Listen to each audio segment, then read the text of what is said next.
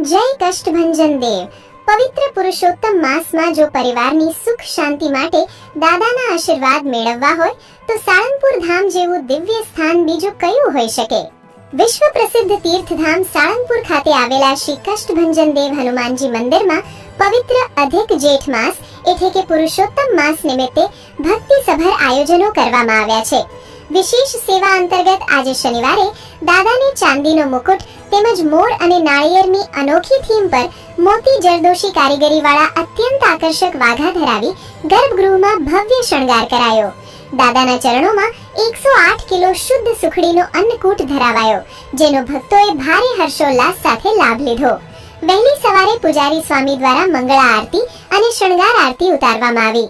આ પવિત્ર માસ નિમિત્તે સર્વે ભક્તોના જીવનમાં સુખ અને સમૃદ્ધિ જળવાઈ રહે તે અર્થે મંદિરના વિશાળ પટાંગણમાં આગામી 15 જૂન સુધી સતત ચાલનારો એક માસનો વિશિષ્ટ શ્રી હનુમાન ચાલીસા યજ્ઞ અને મારુતિ યજ્ઞ શરૂ કરાયો છે। આ વિડીયોમાં કોમેન્ટ અને શેર કરી દાદાનું સ્મરણ કરો અને આ પવિત્ર દર્શનનો લાભ બીજા લોકોને